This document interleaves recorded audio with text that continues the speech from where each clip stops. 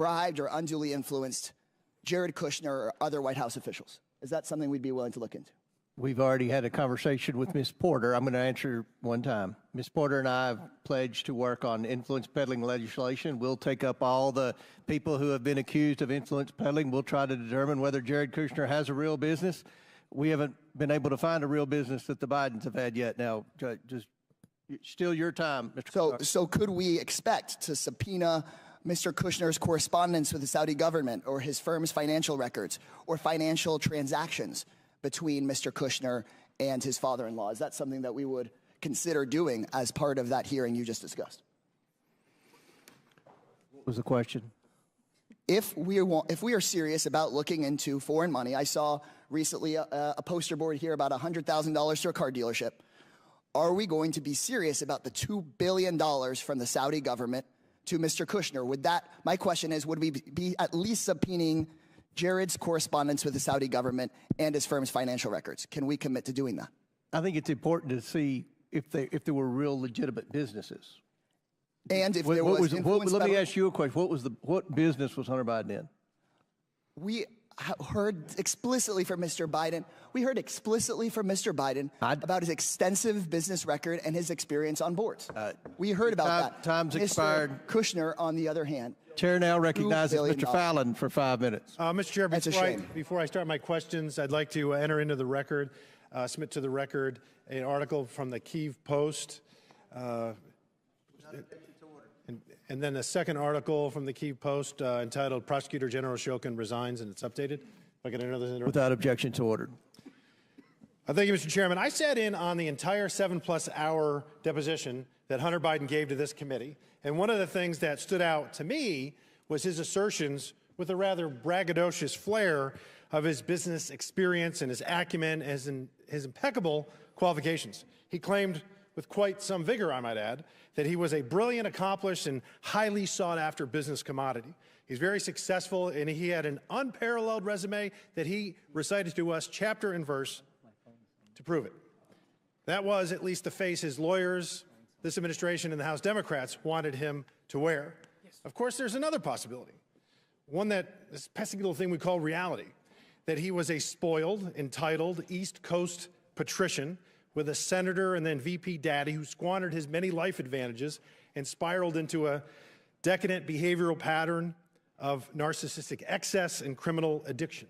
And to feed his very large carnal appetites, he acted as his family's bagman in an influence peddling and access selling scheme that netted the Biden tribe over $24 million in illicit foreign cash. Lots of money, little effort, in a get-rich-quick scheme. If he was such a skilled and gifted businessman as he claimed, his services would be sought after, in fact, even fought over. Mr. Balinsky, to your knowledge, how many Fortune 500 companies retained Hunter Biden on their board of directors? Now or in his... Ever. I can't confirm any. Yeah, because there aren't any. Zero. How about how many energy companies retained Hunter Biden? I'm sorry. How many American energy companies retained Hunter Biden on their boards of directors? Zero. Zero, nada, correct. There was one energy company that retained him on their board of directors. Do you know what that name of that company was? Yes, Burisma. Burisma, correct. Where's Burisma located? Ukraine. Really? That's interesting because, and he was hired actually for no small sum, $1 million a year. Hunter Biden said in his deposition he could bring, and Mr. Chairman, I apologize for laughing, but he said his corporate governance to the table. He brought something far more valuable than his corporate governance. He brought his, in his fictitious business acumen, he brought his daddy with him. You see, Joe Biden just happened to have been given the country of Ukraine in his portfolio of responsibility to oversee by the Obama administration. So let's go over some facts, Mr. Chairman.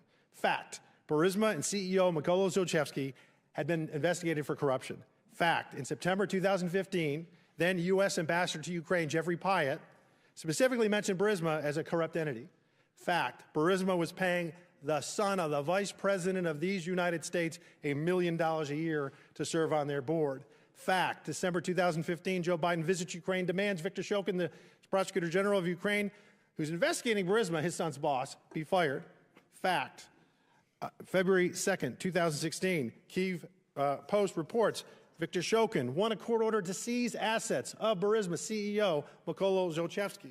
2 weeks later, fact, Shokin resigns. President Poroshenko called on him to resign. He resigned. He essentially was fired at the behest of Joe Biden. Fact, 2016, February, 2 weeks later, there's a little email sent from Vadim Pozarsky, COO of Burisma. He's an executive of Burisma, and to Hunter Biden, asking him, hey, Hunter, will you help us out? We want to get the embassy, the U.S. embassy in Ukraine to say that we're a good company. Now, the ambassador just said they were corrupt a few months prior to that. And then, lo and behold, with the seal of the United States Embassy, they say that we have no negative information or feelings about Burisma.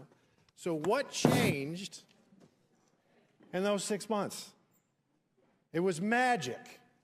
The power of the vice president's visit when he demands that his son's boss, the prosecutor who's investigating his son's boss, be fired. And he's going to withhold $1 billion worth of aid, actually, I think loan guarantees, if Shokin's not fired. And then Shokin is fired. The embassy says that Burisma is a great company. Our Democratic colleagues would have us believe, Mr. Chairman, that that was all magic, that there was no coincidence here. And with that, I yield the balance of my time to Mr. Jordan. I appreciate the gentleman yielding. I was just going to point out that Jared Kushner was one of the key officials involved in the Abraham Accords. If we want to talk about influencing foreign, how about the President of the United States, what he said in his State of the Union regarding Israel, and how about what the Democrat leader of the Senate said last week, in that Israel should change its prime minister, for goodness sake. That to me is a concern. Jared Kushner was doing good work with the Abraham Accords. Of course, the Democrats don't want to admit that. I appreciate the gentleman for yielding. Chair now recognizes. Mr. Chairman, I have a motion. I would move pursuant to Clause 2K6 of Rule 11 that the committee issue a subpoena to Jared Kushner to compel testimony related to the $2 billion collected from Saudi Arabia after his service within the White House. Second. There's a motion, and for what purpose does the gentleman from Ohio seek recognition? Move to table the motion. There's a motion the motion to table is not debatable. As many as are in favor of tabling signify by saying aye. Aye. All those opposed signify by saying no. No. In the opinion of the chair, the ayes have it, and the motion to table is agreed to. The committee will now resume consideration of this hearing. Now, chair recognizes, is it Ms. Lee? Who's next? Thank you, Mr. Chairman. I think it's fair to say at this point that Republicans on this committee are relying on Mr. Balinsky as their star witness, the only fact witness they have brought in person before this committee. So I think we'd all expect that Mr. Balinsky would have extensive inside knowledge about the involvement they allege that President Biden and in Hunter's business ventures. As Mr. Parnas can vouch for, previous impeachment inquiries relied on whistleblowers and witnesses with intimate details of what went on, firsthand accounts of high crimes and misdemeanors. You could point to exactly what the allegations were and understand what was going on. There were laid out chains of events pointing to a named crime, lying under oath, obstruction of justice, abuse of power, incitement of insurrection. Yet we're left floundering here with zero direction and zero real evidence while we watch this kangaroo court struggle to continue on. And today we have Mr. Balinsky, whose biggest contribution is that he had, quote, multiple meetings with Joe Biden. But let's be clear. He spoke with Joe Biden a grand total of 2 times in the span of less than 24 hours in 2017, and each was short. One in public, in the bar of a hotel, and then for a few minutes backstage of the Milken conference after Biden spoke about the efforts to fight cancer, which took the life of his son, Beau. I think we also need to clarify that while Mr. Balinsky is all of a sudden today claiming that they talked business, but at no point did he mention this during his deposition under oath with this committee. At 2 different points when asked about what was said in these conversations, Mr. Balinsky's account made clear that he had 0 substantive business discussions with Mr. Joe Biden. Mr. Balinsky described those conversations twice during his transcribed interview, and both times he provided the same accounts. I'll read from the transcript of your interview, Mr. Balinsky. You stated that you and Joe Biden discussed your, quote, family background in detail, as well as the Biden family's background and Joe Biden's, quote, appreciation for the military. Pages 48 through 52 and 268 to 271 of the transcript had these accounts. Based on your own account, you had zero discussion of CEFC, the Chinese energy company. You had zero discussion on shares of equity or capitalization of this failed business venture. Based on your own account, you simply exchanged pleasantries about your families and shared values, the kind of small talk any person would make if they had the opportunity to meet the former Vice President of the United States, and moved on. Yet today, when my Republican colleagues are so desperate for actual evidence, magically that story changes. And that's really at the heart of everything we're discussing today. Mr. Balinsky has also been pushing his texts as records as proof, yet the Wall Street Journal found that none of it showed any role for Joe Biden and Sinohawk Holdings, and even Fox News reported that there was zero evidence of business dealings involving Joe Biden. Mr. Balinsky would have us believe that everyone is a liar except him, and except for when he's under oath, that everyone misremembers except for him and except for when he's under oath. The FBI, the Wall Street Journal, his business associations, all liars. Republicans in this committee and the culture warriors of Fox News keeps saying, look at the documents, look at the documents. So let's look. This purported investigation has received over 100,000 pages of documents, and not a single one shows any evidence of any wrongdoing, much less an impeachable offense. And taking a step back, even if Joe Biden had discussed his son's business ventures with Tony Balinsky in 2017, and this is rhetorical, so what? What would be the high crime of misdemeanor? What would be the impeachable offense? We're talking about what private citizen Hunter Biden was doing with his time, at the time, private citizen dad. This impeachment inquiry is not about facts or evidence. It's not even about impeachable offenses. It's about keeping the American people distracted while we do nothing on reducing gun violence, nothing on lowering healthcare costs, nothing on reforming our criminal legal system. This has been the least productive Congress in decades. We're just now, in March, finally funding the government for this year. That's shameful. This unserious hearing is a waste of our time and our resources. I yield with that, and I yield the remainder of my time to Representative Crockett. Yes, I just want to make sure that I point out, and this is not a question, just in case you wanted to know, that on page 174 of your transcribed interview, line 9, it says, "This is an absolute lie," in reference to talking about the FBI. What you stated— I did not call the what was FBI stated agents right liars. before that was, first of all, they misstated I said that I'm or speaking, made and I did not mistakes. ask you a question. First of all, it doesn't say Tony Balinsky told the FBI. This is a summary of 2 agents that took notes through my interview, and their summary apparently that they presented says Balinsky first met in person with members of the Biden family at a 2017 meeting in Miami, Florida. This is an absolute lie. That is what it says. The final thing that I'm going to say is about this. What we have from Kim Buck, a Republican, I don't think that the impeachment of Biden is appropriate, and so House Speaker Mike Johnson's ability to talk me into staying here is going to be about as successful as his ability about talking me into an unconstitutional impeachment. I'll let her have 30 seconds over. Chair now recognizes Mr. Burchett from Tennessee. Thank you, Mr. Chairman. On July 30th, 2017, Hunter Biden wrote to his Chinese business associate, Raymond Zhao, "I'm sitting here with my father, and we would like to understand why the commitment made has not been fulfilled." Mr. Balinsky, why did Raymond Zhao work for the, who did Raymond Zhao work for when this message was sent? Raymond Zhao worked for Director Zhang at CFC. Is CEFC connected to the Chinese Communist Party? It is. Is CEFC a corrupt organization? It was. From your perspective, what had occurred with CEFC from the end of May to this July 30th text message? Well, it's tough to go through all these details in 20-second clips, but at the end of July, it's important to note Jim Biden was broke. Hunter Biden was broke. Published by the brave whistleblower Shapley and Ziegler.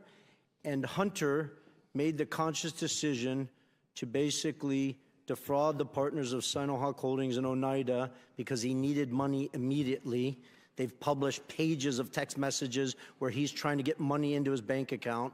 And so that night, for whatever reason, on the 30th, when he asked why hasn't the commitment been fulfilled, the commitment he's talking about is actually the $10 million funding into Sinohawk Holdings, LLC. Really key point. But the next day, he decides that he's going to defraud Sinohawk Holdings and Oneida create a new entity called Hudson West 3. Well, actually, change Hudson West 3. It had already previously been created by the Chinese, and make himself a 50% owner in that entity. So when the Chinese did send money, he would have instant access to it. Really important, backed up with tens of pages of communications. He wanted to get access to the money the second it came in. And in Sinohawk Holdings and Oneida Holdings, he did not have that power. I just want to address one thing real quick. Hunter Biden represents, he's a governance expert. That's why Burisma put him on the board. Well, he obviously can't do basic math. The board of Oneida Holdings had 7 votes. Each one of them, Hunter, Jim Biden, James Gillian, and Rob Walker, had a single vote. I had 3 votes. I have a master's degree in electrical and nuclear engineering. I think I can do math. I had 3, they had 4. They controlled Oneida Holdings. So Hunter Biden's representations that I was trying to take the business from them or I didn't know is all a sham and a misrepresentation. He wanted money in his account instantly, and that's why he shook down the Chinese, and they were willing to send him that $5 million because they viewed it as a bribe to the Biden family. They say it in their own communications. Are you aware or not that they pay taxes on any of that?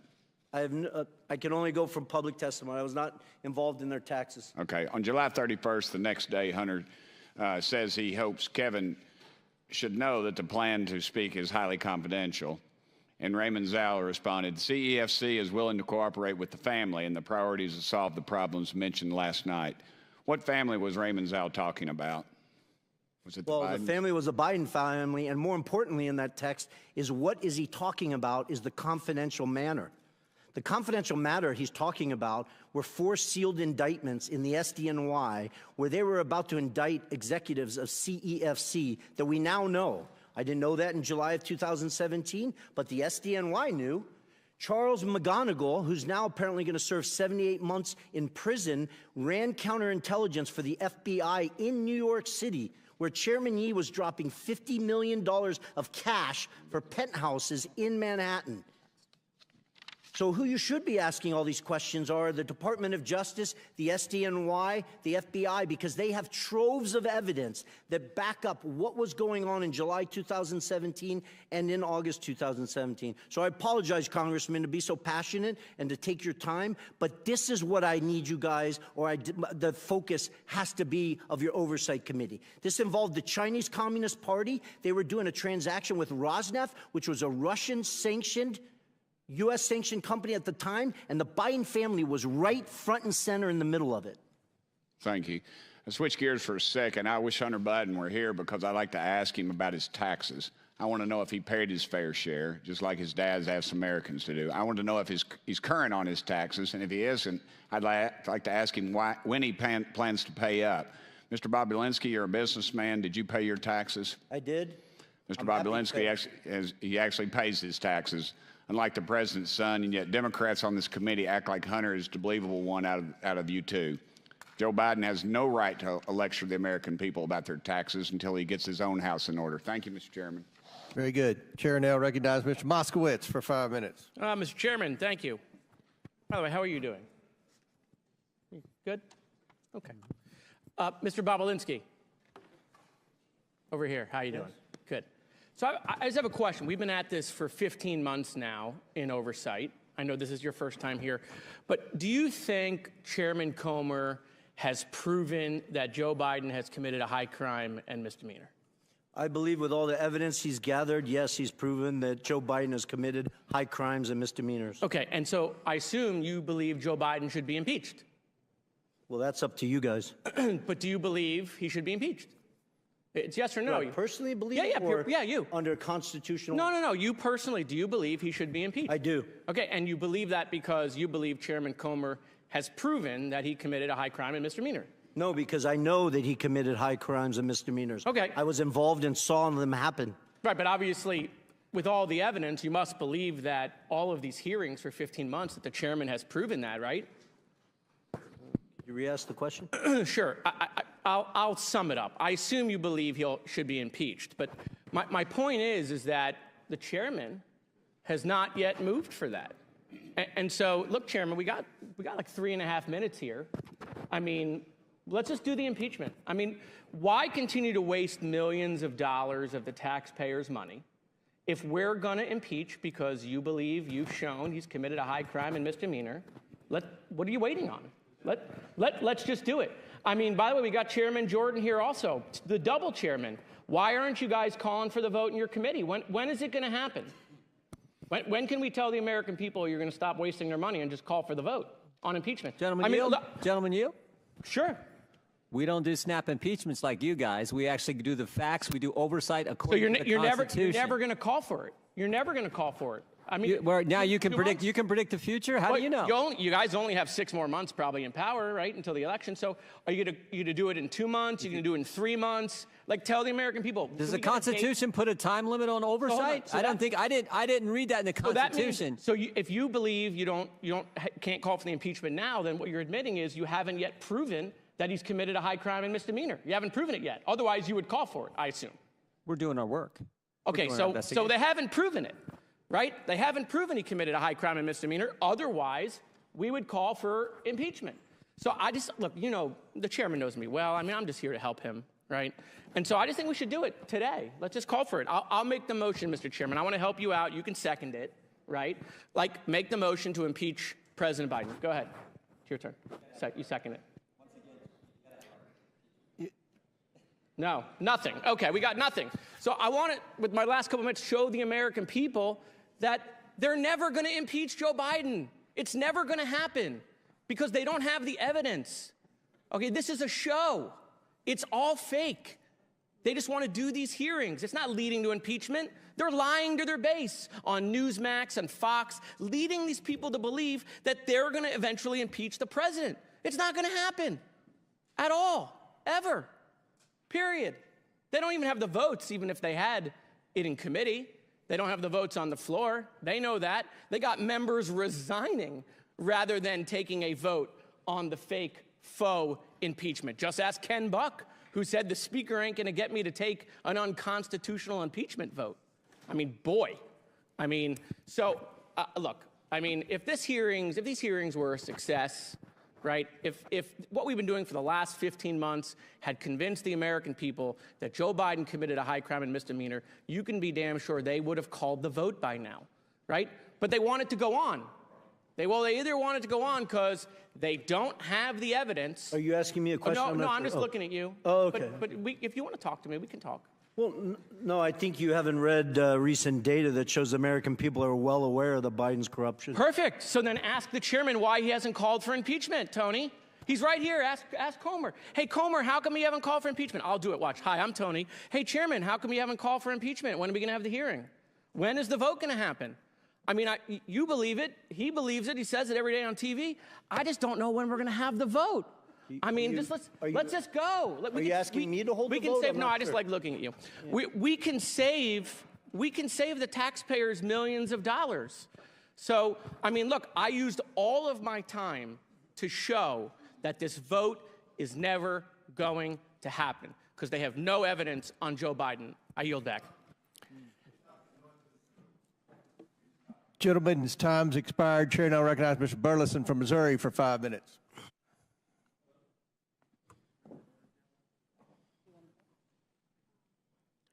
Switch backs. Restart the clock. Look at the mayor first. Who served in prison for felon? Not me. You have everything you have. Keep talking. You'll join your friends. We'll get you a mic.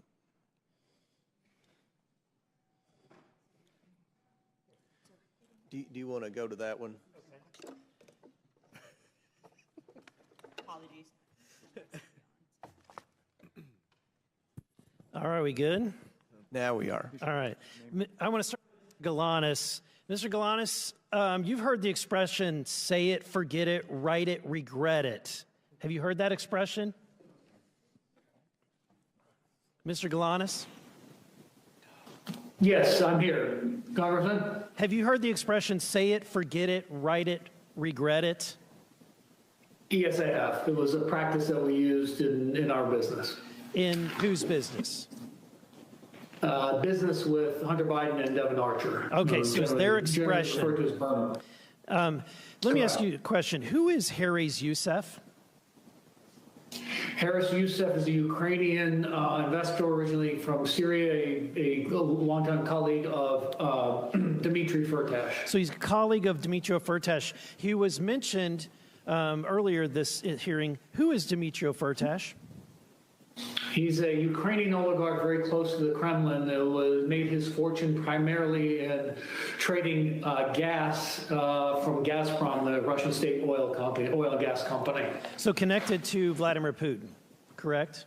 Very much so, yes. Yeah, in fact, during Hunter Biden's deposition with the committee, he justified his role. I think you'll find this comical. He justified his role on the Ukrainian Burisma board by saying, in essence, that it was his patriotic duty, that he was serving, freedom, because there were, this is his quote, there were 2 gas companies inside Ukraine at the time. One of them was a state-owned, which was highly corrupt and connected to people like Firtash, which was directly going into Vladimir Putin's pocket. The only independent company was Burisma, end quote. Now, my question to you, based on this, he's disparaging Mr. Firtash, and yet, are you aware that that Mr. Biden, Hunter Biden, did business with Mr. Firtash?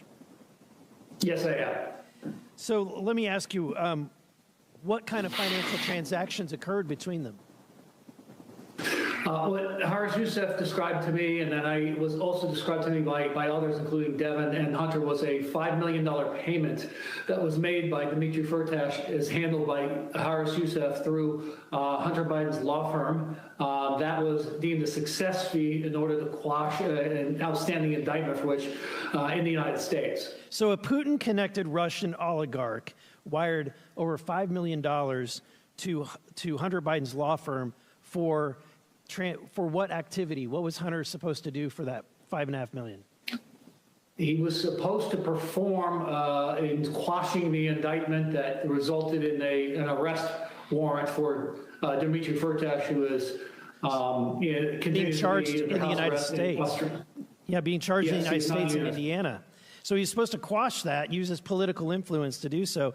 So my question is, of that money, the $5 million, $3 million made its way to a company that you set up with Devin Archer called Inbloom. Is that correct?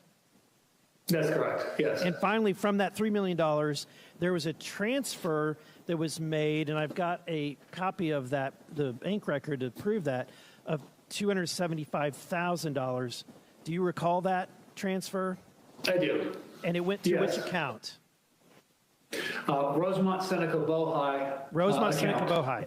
So despite what Hunter said during his deposition, based on your knowledge, was Hunter Biden connected to Rosemont Seneca Bohai? Was he part owner? Very much so, and he said as much and had direction and control, and it was a beneficiary of the account. So there are emails that document he directed monies to be dispersed from that account, including to himself. Now, it sounds like, despite what he's saying, what he told the committee, that this guy was a bad hombre, basically, that this Firtash guy connected to Putin, and therefore he had to get on Ukraine. And yet he had no problem doing business for this corrupt Russian oligarch connected to Putin. In fact, had no problem taking $5 million and a direct transfer of $275,000. Would you agree? I agree with that, yes. Okay. Now, Mr. Balinsky, and I've got just a little bit of time left. Sorry, very little time. So I want to ask you, for God's sake, Hunter Biden is doing all of these transactions, doing all of this business, and yet his father is vice president. And we're to believe that his father isn't aware of all of these. He's been on the phone calls, he's been in the meeting, and yet he's not aware that his son is doing business with people connected to Vladimir Putin? Are we to believe that? It's an absurd expectation. Thank you. My time has expired. Very good. Chair now recognizes Mr. Frost for 5 minutes. Thank you, Mr. Chair. The claims made against the President of the United States have been so completely proven to be lies that even House Republicans now are admitting that it's time to close this case. Mr. Parnas, I have a few questions for you in limited time, so I really want to try to get through these. And I just want everybody to know, especially people watching at home, that you're like one of the most credible witnesses that we've had throughout this entire impeachment inquiry. First off, I just want folks to know, for people who aren't familiar, can you tell me who you were working for between 2018 and 2019? Rudy Giuliani and Donald J. Trump. And to be clear, you answered to Rudy Giuliani? Yes. You answered to Donald Trump? Yes. Directly? Directly to Rudy Giuliani. Yeah. When former President Trump and Rudy Giuliani flew you to Ukraine to look for corruption on the part of President Biden, did you find any? No. And following your Ukraine trip, Senate Republicans, Senator Grassley and Johnson, released their Burisma report, which the New York Times concluded was, quote, unproven allegations that echo an active Russian disinformation campaign, end quote. Mr. Parnas, are the unproven allegations that are at the heart of the Republican report the same fabricated claims that Donald Trump and Rudy Giuliani sent you to Ukraine to go dig up? Yes.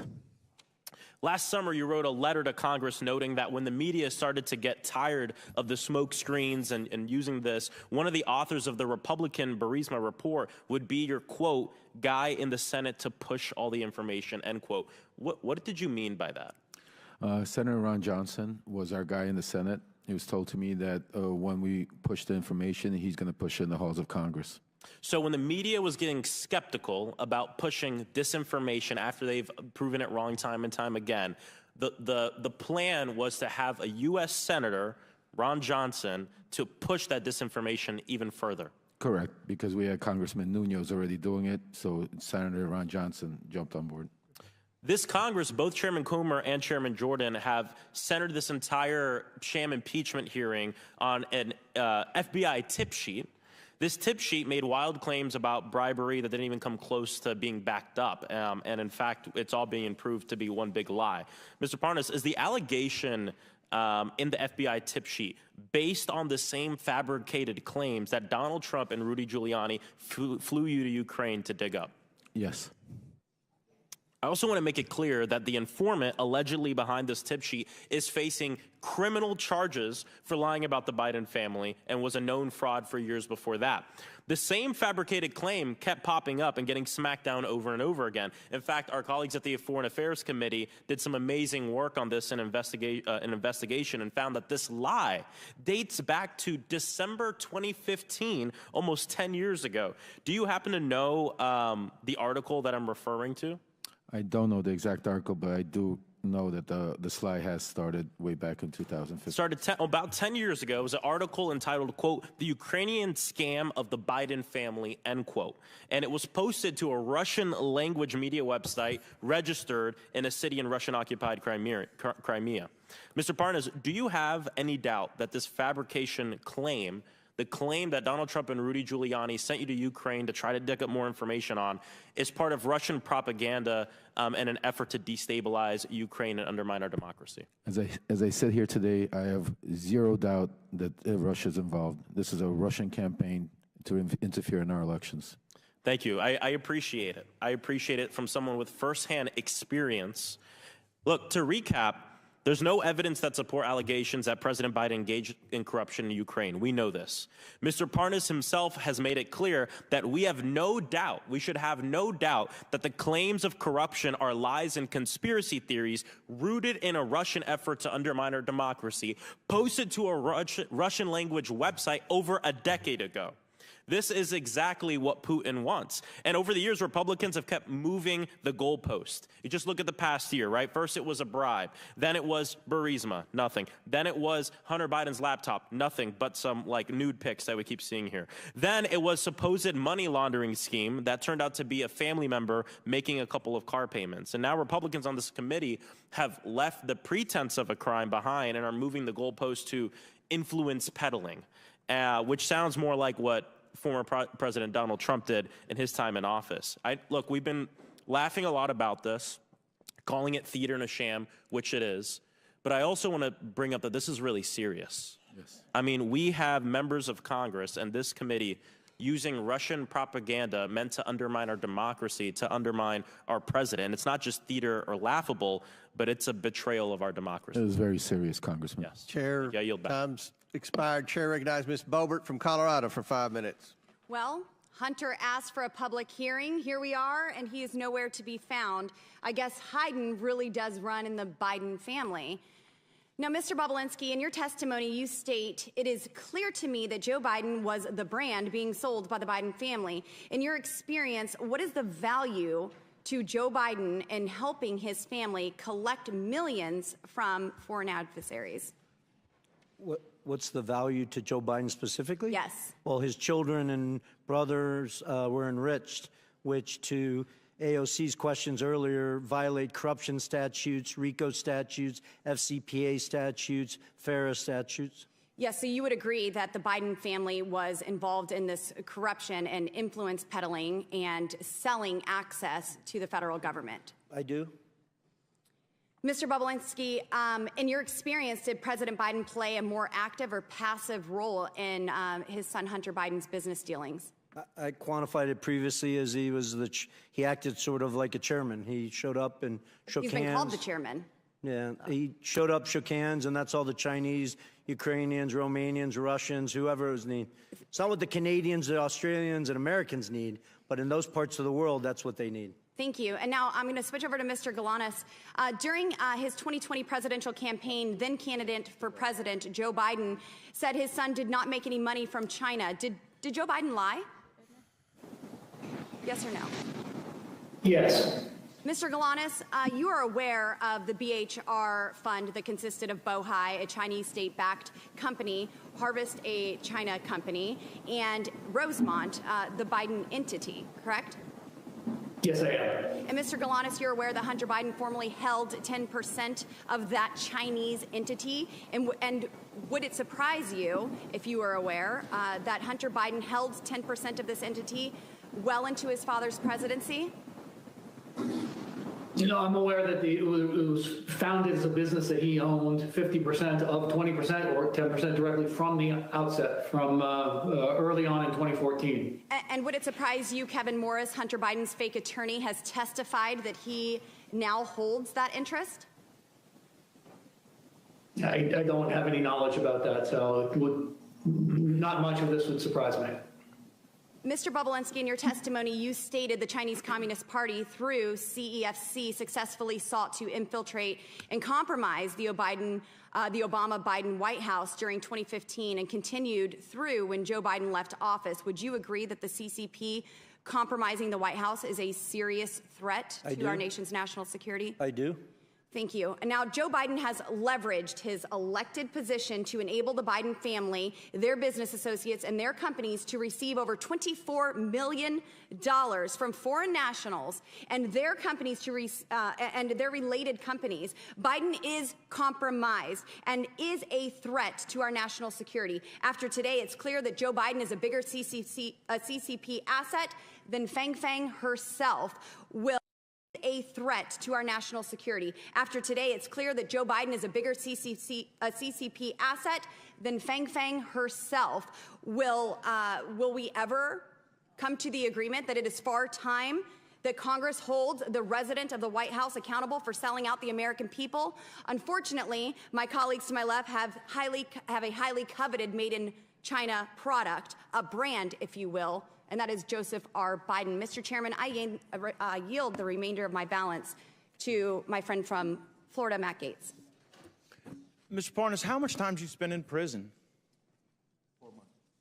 4 months. But 4 months. But you were indicted for crimes that could have resulted in you spending 50 years in prison, right?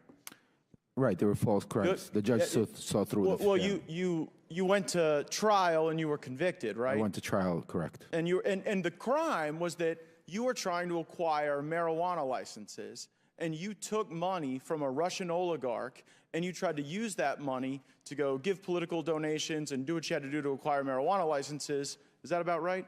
That's what the crime was. That's what the indictment was. Yeah. Right. So it sounds like everyone here today, the only one working for a Russian oligarch was you.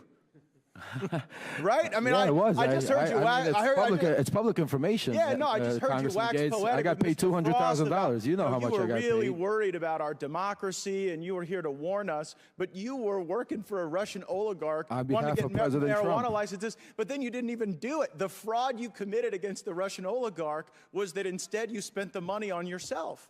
So, like, was that what you were doing to fight against Russia's aggression? That's a lie. Just taking their money? Well, that's what you were convicted of. No, but instead of spending 50 years in prison, you got 4 months. As this hearing continues, I look forward to hearing what Mr. Galanis thinks about how he was treated by the DOJ for telling the truth, as opposed to how you're treated for lying. The DOJ didn't listen to the truth, because if they would listen to the question, truth, the question Mr. Gates had is for Mr. Hear the truth. You can't handle the truth, Matt Gates. Look, well, the truth for you is taking money from Russians to buy marijuana businesses and then going to jail and then coming here to lie about Trump. You should know better than anybody. Gentlemen's time is expired. Chair now. You should know better than anybody. Gentlemen's time's expired. Chair now recognizes Ms. Tlaib from Michigan. Thank you so much. It's so exhausting. This is really incredibly exhausting, and I can't imagine our residents sitting at home. I still, every time I look up and I see our former chairman, forever chairman, Elijah Cummings, our first ever hearing in this room was about the high cost of insulin. I think one of the first witnesses was a mother of twins who had to ration her insulin and lost a child because she couldn't afford it. I still remember our previous chairwoman who really did a phenomenal job continuing to talk about the opioid crisis and how the Sadler family was part of a criminal scheme to increase addiction among family members, people just literally losing their family members because of profit, because of folks that were literally drug dealers in suits. All of that to say is this House Oversight Committee, from our committee hearings on the Postal Service, which really matters to our constituents, the high cost of prescription drugs, the housing issues, the number of struggles and challenges of everyday Americans. And I say this sincerely. I know you all do, but sincerely, because what a waste of time. What a waste of time.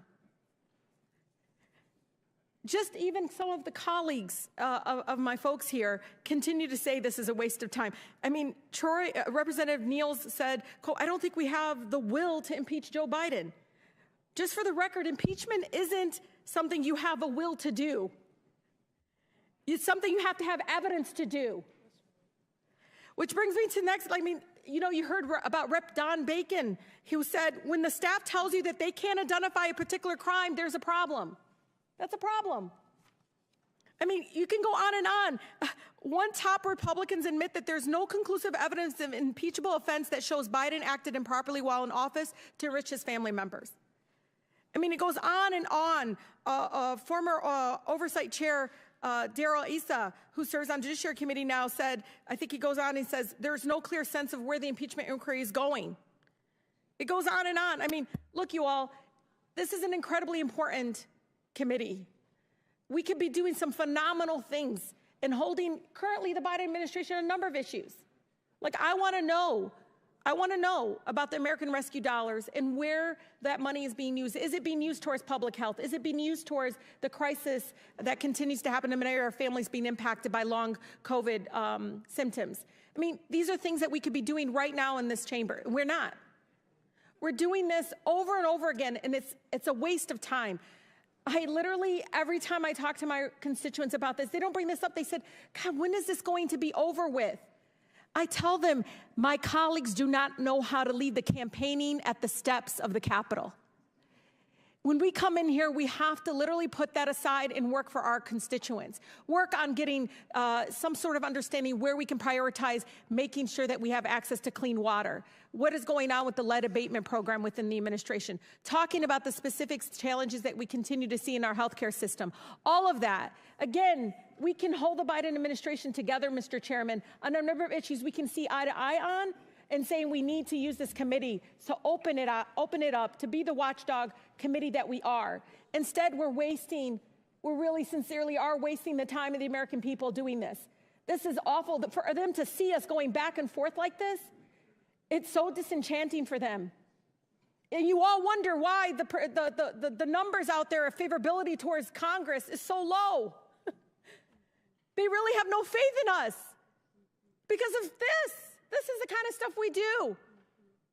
When literally my folks are literally fighting for the right to breathe clean air and to fight to sit there and figure out how they're going to afford asthma inhalers. Yet we're here wasting the people's time. Will the gentlelady yield? Yes, Mr. Chair, and I say this out of somebody that's a social worker at heart. We could do so many things in bipartisan in this committee. I know it. And I think we're right now really missing out an opportunity to do that. We really are. Ms. Tlaib, I yield to Mr. Well, it's for a question I just wanted to ask you, because you've had tremendous success in trying to clean up dirty water across America. We can actually get things done, right? Absolutely. And, you know, I know my colleague on the other side, we all have a crisis of the clean water crisis.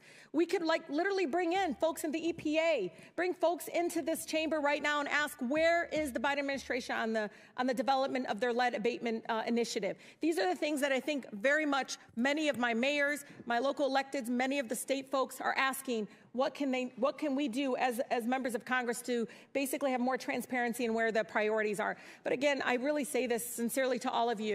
We can do better. We deserve to do better. I remember Chairman Cummings constantly reminding us that we can be better. Gentlelady's time's expired. Before I recognize Representative Fry, for what purpose does Representative McClain seek recognition? I'd like to enter something in the record. My friends on the other side of the aisle are desperately trying to deflect from the Biden family peddling scheme by attacking President Trump and his family. Her 5 minutes? I would like to enter into the record an article. Actually, Jared Kushner and Hunter Biden are nothing alike, and here are the facts. Thank you. Without objection, so ordered. Chair now recognizes Representative Fry for 5 minutes. Thank you, Mr. Chairman. One of the inconsistencies that I have kind of seen is what is on a text message, Mr. Balinsky, with Raymond Zhao, and what Hunter Biden testified to in his own deposition. And so this is infamous. We've talked about this a lot. Z, please have the director call me, not James, not you or Jim. Have him call me tonight. I am sitting here with my father. We've talked about this a lot. We've kind of got ad nauseum to it. And in response, Raymond Zhao says, copy, I will call you on WhatsApp. So in Hunter Biden's testimony on page 105, he states that the Zhao that he sent this to was not the Zhao that was connected to CEFC. What do you say about that, Mr. Balinsky? Well, I think what he's simply saying is he made a mistake. Not that he meant to send that text message, because it's crystal clear that that message was meant for Raymond Zhao, who was the interpreter for Director Zhang at CFC. But I think he tried to obfuscate in his testimony that technically maybe he made a mistake and texted it to the wrong person.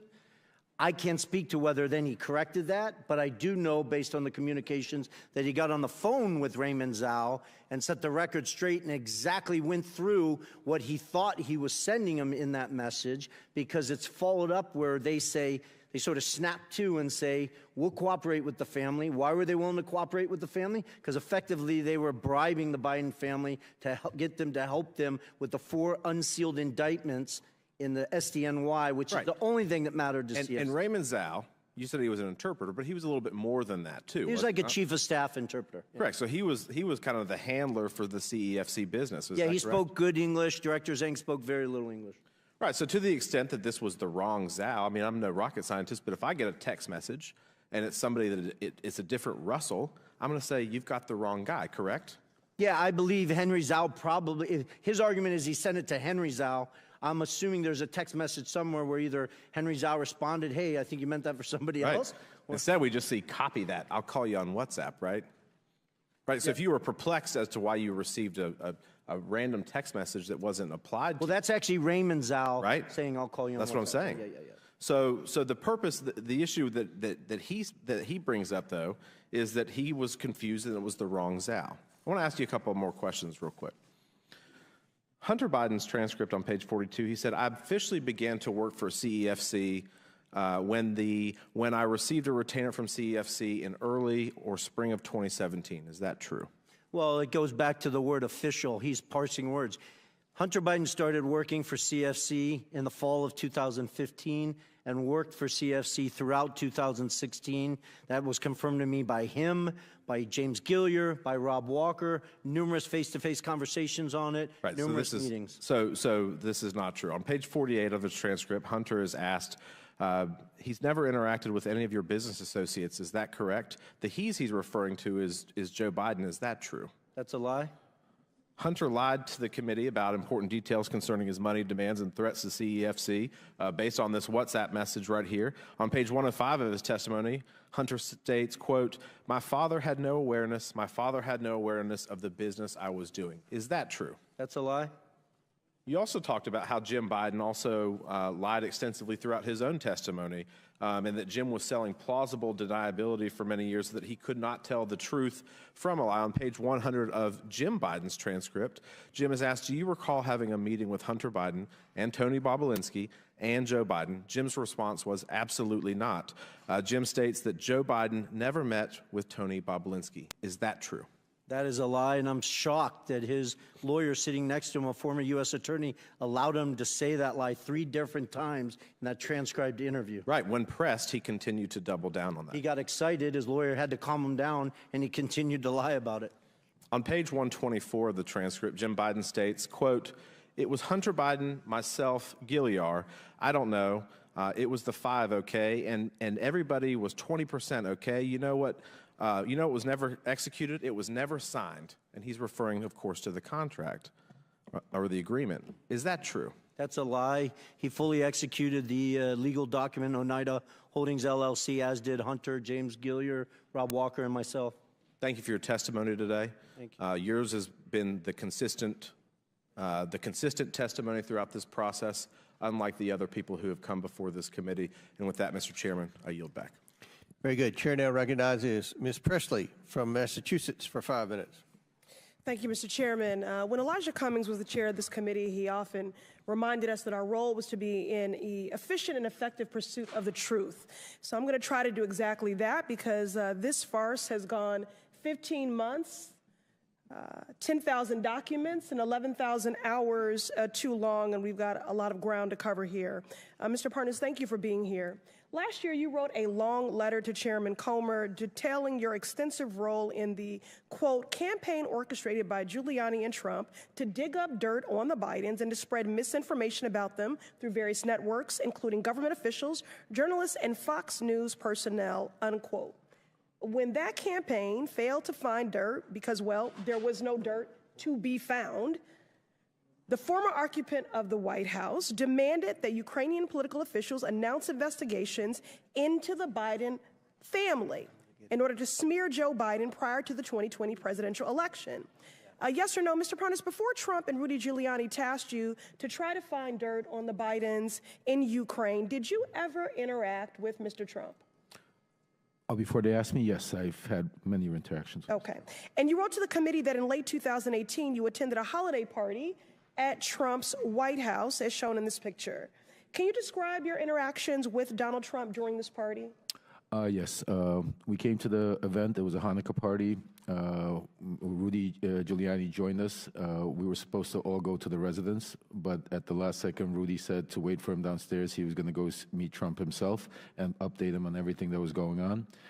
He went to meet Trump at the residence. We waited at the White House. Then eventually, when Trump came down to make a speech, Secret Service came up to us and said that the president wanted to wait for us at the Red Room. So we proceeded to the Red Room and waited for Trump to finish a speech. Then he came in, approached me, and basically shook my hand and said, Rudy tells me great things. Keep up the good work. Thank you. And then we proceeded to take pictures. Mr. Parnas, when Trump told you to keep up the good work, what did you understand him to be referring to exactly? Well, at that point, the conversation was about Ukraine and Giuliani wanting me to go find Viktor Shokin. So that's what I took it as keep up the good work, go get Viktor Shokin on our way to Ukraine. And Mr. Parnas, after the party, did you interact with Trump again, or were you cut off from interacting with him? After our trip to Ukraine, we were cut off because then the BLT team was formed and the line of communication started going through Rudy Giuliani because they didn't want anybody to notice me with him because I was in Ukraine doing the stuff. I see. So is it fair to say, Mr. Parnas, that you think you were no longer invited to interact with Trump to create a buffer between President Trump and your work with Giuliani to generate evidence of Joe Biden's misconduct in Ukraine? Oh, I was told that. Not that I wasn't invited. I was told that you're going to stop going to the events, to the private events and stuff like that because while you're doing this. I see. So despite President Trump's efforts to insulate himself from associating with you as you sought evidence of Biden corruption in Ukraine, you maintained your contacts with individuals in Trump's innermost circle, including Donald Trump Jr., correct? Absolutely, yes. Well, you know, as the saying goes, a leopard can't change their spots. And so, Mr. Parnas, you're a prime example of Donald Trump's habit of welcoming people into his inner circle and then creating distance or the appearance of it from them as he relies on them to commit improper acts. Now, Donald Trump has demanded that Joe Biden be impeached, has enlisted oversight Republicans to do his dirty work in an attempt to try to win the 2024 presidential election by promoting the same lies about President Biden, lies that are firmly rooted in Russia's disinformation and propaganda effort to influence U.S. elections and undermine Ukraine in the midst of a vicious Russian invasion. I yield to Mr. Goldman. Thank you very much, Ms. Presley. I want to get back to this photograph here that I got cut off from before. You, Mr. Balinsky, called a number of people liars, 6 FBI agents. I did not call this as 6 FBI agents liars. I'm talking. If you go to page... Well, you know better, Mr. Goldman. Okay, go to page 174 of the transcript, and you said it's not an accurate statement. It's a lie related to an FBI report. I didn't call them liars. Sorry, I don't have time. Be quiet. Lie. Now, this is a photo that was provided by Cassidy Hutchinson after you called her a liar when she said that you met with Mark Meadows and received an envelope. Do you see this photo? Do you acknowledge that is Mark Meadows in the red hat? Didn't you tell me to be quiet? I don't... I asked the question, do you acknowledge that that's Mark Meadows? I don't... Maybe your person can walk it closer so I can see it? Mr. Chairman, would you indulge, just since he's not answering the question? 15 seconds over, but it may help. Well, let me just ask it very briefly. Is that you and Mr. Meadows buy Secret Service cars with you in a mask? Are you kidding, Mr. Goldman? I'm sitting 20 feet away from it. Go up to him, please. Go right up to him. And your time's expired. Okay. Maybe Mr. Swalwell will give you some time. Could he just answer the question? He can answer the question, right? So what I see in this picture is a Secret Service agent 5 feet from me with a full mask on, and a Secret Service agent sitting in a Cadillac Escalade with all the windows up with a full mask on. Is that so you're making it a big to deal. The person in the red hat? It's the back of his head. I don't. Is that you talking to the person in the red hat? Why don't you ask me this, Mr. Goldman? Did I meet Mr. Meadows at a Trump rally in Rome, Georgia? I did. I acknowledge that. You, Mr. Goldman. I did. Mr. Goldman. But Cassidy Hutchinson is a liar. Cassidy Hutchinson's a liar because she said that he handed me an envelope. Mr. Meadows didn't give me a single thing. Now, Chair recognizes... Glad we have the clear story. Your time's expired. Maybe Mr. Swalwell will yield you some time. Chair now recognizes Mr. Langworthy from Buffalo for 5 minutes. Thank you very much, Mr. Chairman. Glad it's so quiet in here.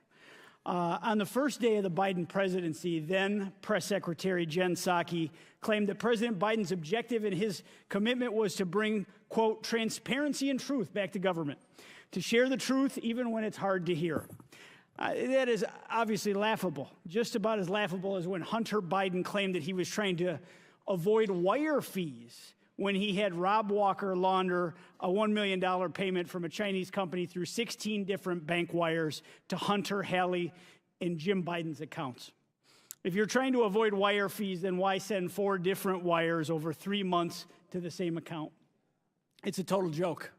A glaring example of President Biden's failure to live up to his promise to bring transparency is his influence peddling in Ukraine, where he pressured the Ukrainian government to fire Prosecutor General Viktor Shokin, who was investigating the owner of Burisma. While Joe Biden was vice president in 2014, his son Hunter Biden was asked by Burisma's owners to join the board, a paid position. The committee has sought documents from the administration regarding Vice President Biden's influence peddling in the Ukraine. The administration, which claims transparency, has failed to produce these documents. I'll give you an example. On September of 2015, the United States was steadfast in its belief that the owner of Burisma was the face of corruption in Ukraine. The administration vowed to work with the prosecutor general to tackle corruption in the country. However, that all changed after a phone call from Hunter Biden and the owner of Burisma to Hunter's Washington, D.C. associates in 2015. A few days later, Vice President Biden delivered a speech to the Ukrainian legislature and privately pressured the Ukrainian president to fire the prosecutor general. The Oversight Committee has asked the White House for drafts of Vice President Biden's speech to the Ukrainian legislature from 2015. They have withheld those draft speeches for nearly 7 months. To this date, we have not been able to review them. We all want to know whether there were edits to the speech after Hunter called D.C. We all want to know whether the then vice president, changed course to protect his son and his corrupt business associates. We all want to know whether the Biden family's business dealings affected American policy towards the Ukraine. The White House claims to be committed to bringing truth and transparency to government. It just seems like it's only interested when it's convenient for his administration.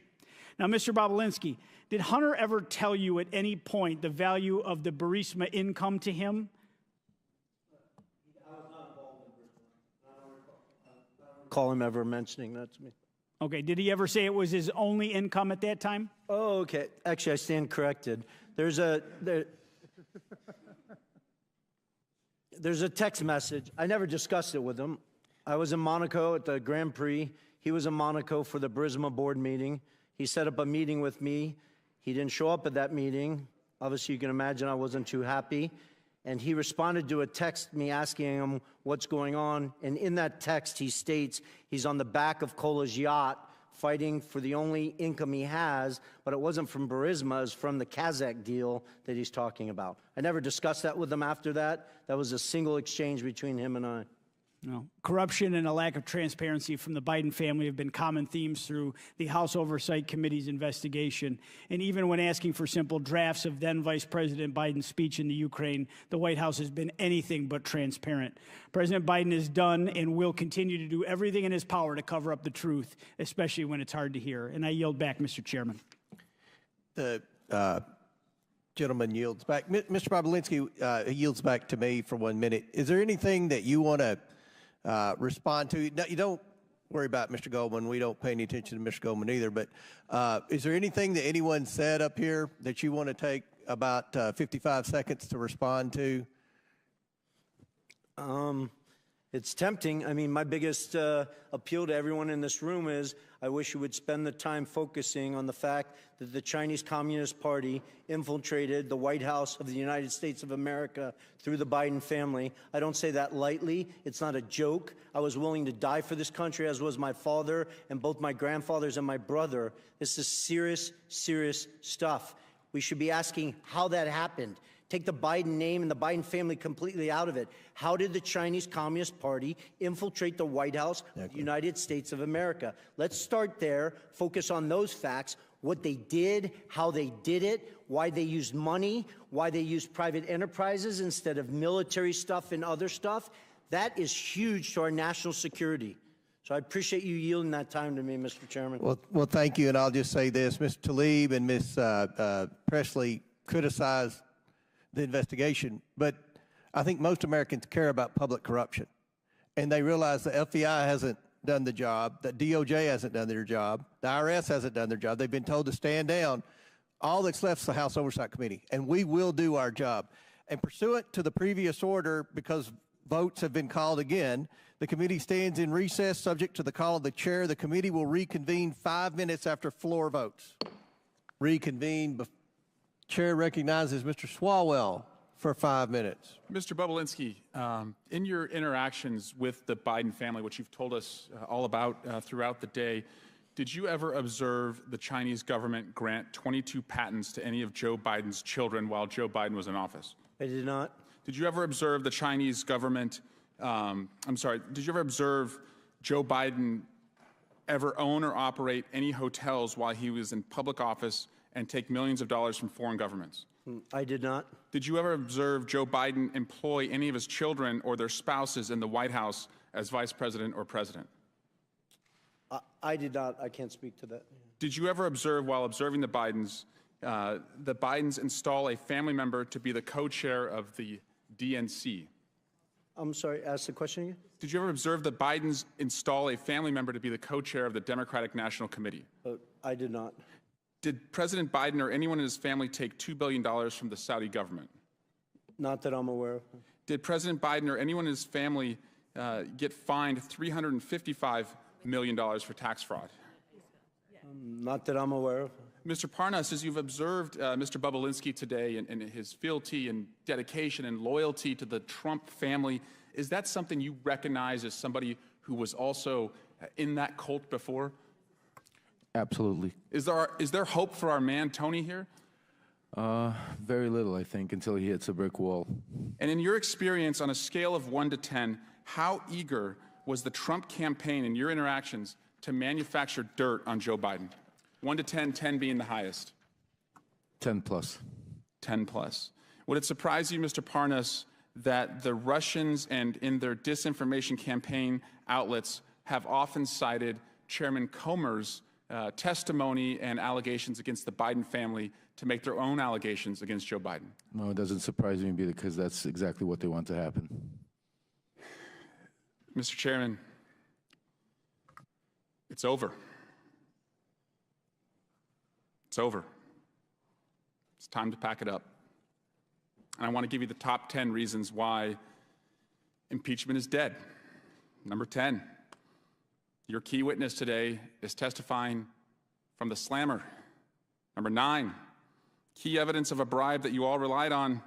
The guy who said that has been indicted for lying about that bribe, and he's a Russian asset. Number 8, another key witness has been indicted as a Chinese agent. Number 7, during the Hunter Biden interview, Mr. Chairman, you didn't even stay for the whole time. Number 6, Chairman Jason Smith didn't show up at all to the Hunter Biden interview. The same day, number 5, Darrell Issa said it's a big nothing. Number 4, today Jim Jordan began his remarks not by relying on any evidence for this investigation, but he went off attacking the DOJ about what they're doing with the Catholics. Number 3, you all still have not sent the articles of impeachment for the Mayorkas impeachment to the Senate, and that happened last month. Number 2, you're now talking about a criminal referral, but if you had evidence for a criminal referral, then you have evidence to impeach somebody for high crimes and misdemeanors. And number 1, and I'm sorry to say this, Fox News isn't even carrying this today. In fact, one of their anchors, as they broke away 10 minutes in, said, this is the same hearing over and over and over. At what point are you going to fish or cut bait? So I just have to tell you, it's over. Impeachment's over. Dunzo. Bye-bye. Rigor mortis. Lights out. Curtain drop. Mic drop. Peace. Adios. Sayonara. Au revoir.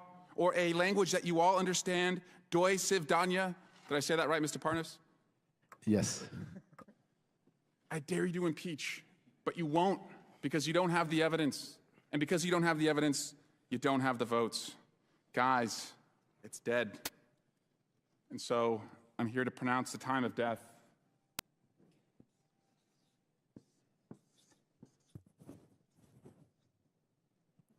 $5:16. Say it in Chinese. Impeachment is dead. 5:16. Biden impeachment's dead. Joe Biden has been acquitted. Gentleman's time's expired. Chair now recognizes Ms. Luna from Florida for 5 minutes. Mr. Parnas, I want to read to you a few quotes from a letter that you wrote to the House Oversight Committee. First, you said that I will remind you that Slechewski's answers are in the report that the House Oversight Committee published. In this document, he stated that Hunter Biden was never asked or assigned to speak with anyone in the U.S. on behalf of Burisma. Mr. Parnas, are you aware that according to Amos Hochstein, a U.S. State Department official, in a transcribed interview with the Senate, Hunter Biden requested to have a meeting with him in November of 2015. Mr. Hochstein testified that he met with Hunter Biden and they spoke about Burisma. So yes or no, that statement that you made to House Oversight was incorrect? The statement was correct because that statement. Yes or no? The statement is coming So are you from the saying yes, words it of was? CEO Burisma. It's directly This was his conflicting with answer. Those were testimony. not- Next question. That was not There my were no answers. political Those or are lobbying answers from the firm CEO efforts on behalf Burisma. of Burisma in your statement that you made to House Oversight. Mr. Parnas, are you aware that Burisma's engagement of Blue Star Strategies, which was a lobbying firm that was lobbying the U.S. government on behalf of Burisma, and Mykola Zlochevsky, and according to Sally Painter and Karen Termitano, the heads of Burisma. So that statement, again, that you wrote to this committee was incorrect, yes or no? No, you're incorrect because No, I that said, is incorrect. You're directly conflicting with that. My final no, question the for you, no, Mr. the answers Parnas, were given is by, next not you by wrote that me, nobody by from the CEO company of Burisma. Burisma has ever spoken to Joe Biden. It's okay, Chairman, I got him.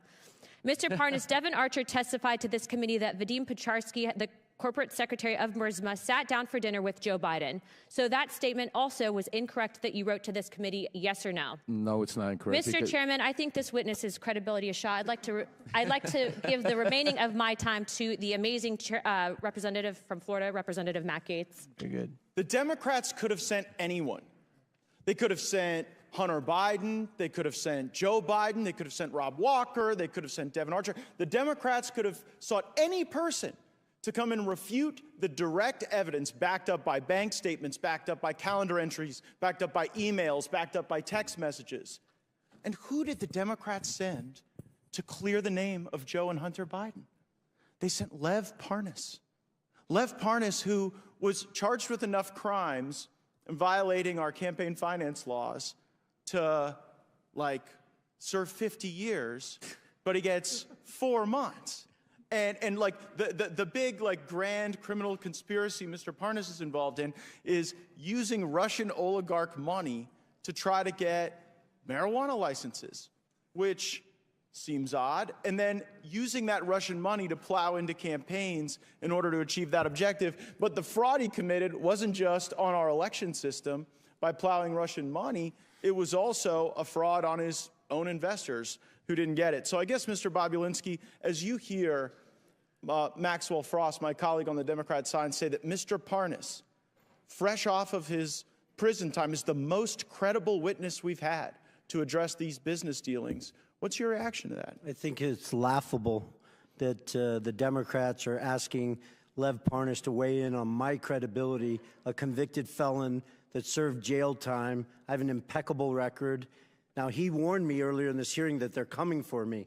I didn't worry. I said just keep talking. You'll be there soon. I look forward to that, Mr. Parnas. Keep lying. You'll be there soon. Well, and is that a threat, Mr. Parnas? No, it's just the truth. No, did you say they were coming for me? No, I said if you keep lying, you will end up in prison. I'm not lying. You're the one who was lying. You have nothing to say. You're the one who went to prison for lying. for What am I lying for? Tell me what we're lying for, Mr. Bobrovsky. What? You don't even know what you're talking about. What am I lying? You went to prison for lying and defrauding your investors. What am I lying here? What am I lying here? Oh, the list is long. We don't have enough time. I think Mr. Gaetz only has a minute. I think you're a little scared, just like Mr. Gaetz. Because Mr. Gaetz doesn't even ask a question. You're filibustering. I've been here for 6 hours, and not one of your committee members has asked me one question.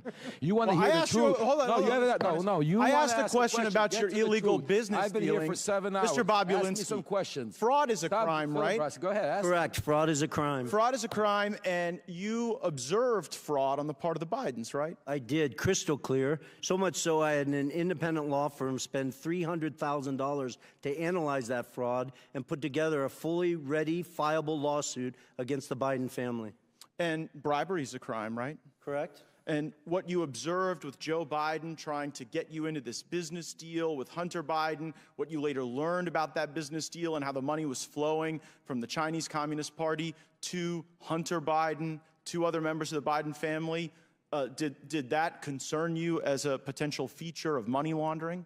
It did. It did. I started to grow concern after I met Joe Biden. And then I sat down with Jim Biden, and he used the term plausible deniability with me. And that's documented because I went back to my lawyers, and I asked them, something is starting to feel unright. And they went and hired another law firm to give me a full FCPA workup to go through the details of what could be done and what couldn't be done. Sounds like high crimes and misdemeanors to me, Mr. Chairman. I yield back. Very good. Chair now recognizes the chairwoman of the House Education Committee, Ms. Fox from North Carolina. Dr. Fox. Thank you, Mr. Chairman, and I want to thank my colleagues for what you have been doing here today, unraveling these issues. Mr. Galinas, in your written testimony, you state that your, quote, objective was to build a diversified private equity platform which would be anchored by a globally known Wall Street brand together with a globally known political name, Biden, end quote. Is it correct that Harvest Fund Management, a $300 billion Chinese financial services company closely connected to the Chinese Communist Party, CCP, was interested in partnering with you and your business partners? Yes, that's correct. Thank you.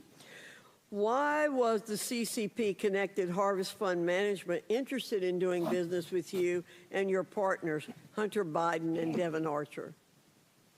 The only plausible reason, and the reason we even discussed, was because of the access that it provided. There was a quote that was attributed to Henry Zhao, the chairman, that talked about the access that it provided. So there's documentation that was contemporaneous that said what their interest was, and that interest was political access. Thank you. Is it correct that Harvest Fund Management believed that Joe Biden would take a seat on that company's board after his vice presidency ended? Yes, that's correct. And there were emails to that effect around that time that were circulated by people who were there as part of those conversations, including the golf outing. Thank you. Are you aware of Hunter Biden ever speaking to his father, Joe Biden, about the plan to have him join the board of Harvest Fund Management? Yes, I witnessed that, yes. It seems clear that Joe Biden was aware of his family's use of his office and influence to do business with America's adversaries, and therefore a choice to pursue personal gain over national security. Mr. Balinsky, is it true that former Vice President Joe Biden met with Li Jingming, the chairman of CEFC China Energy? It is based on Rob Walker saying yes to that in a transcribed interview. I personally was not at that meeting. When did this meeting take place based on what Mr. Walker said? Yeah, in my understanding, it would have been February 2017. After they had a meeting in Miami, I believe James Gillier got on the corporate jet of CFC and flew with Yi Jianming and Director Zhang to D.C. in preparation for that meeting. After this meeting with former Vice President Joe Biden and Chairman Yi, were any payments made to the Biden family or associates? Yes, well, it gets to that point of obfuscation. $3 million was wired to Rob Walker's account on March 1st. Actually, they sent two wires. The first wire got kicked back, and then they sent a second wire on March 1st, 2017 to Robinson Walker, LLC. And then, as your committees walked through today, they parsed that out to the Biden family in numerous different payments. Thank you. Mr. Chairman, it is clear that Joe Biden is the common element in all of Hunter Biden's attempts to do business with China. There's a pattern emerging that the Biden family and associates, including Joe Biden himself, deliberately chose personal gain over the safety and best interest of the very Americans Joe Biden was elected to serve, protect, and defend. With that, I'll yield the balance of my time to Mr. Gates. Hunter Biden's deposition. Question. Do you think some of your business associates we've spoken about today, Mr. Archer, Mr. Balinsky, Mr. Galanis, do you think they had an expectation that your dad had any role or involvement in any of your joint business dealings? Answer from Hunter Biden. Not an expectation from me. There was never a single time I can remember saying, hey, we'll get my dad involved. Hey, let's get my dad on the phone. Hey, let's, what can we get out of dad for this? Mr. Galanis, what's your reaction to that testimony from Hunter Biden in light of you describing the Biden lift? I think it's patently false. It's belied by emails, and I think that there's documentation that says that that's just an untruthful statement.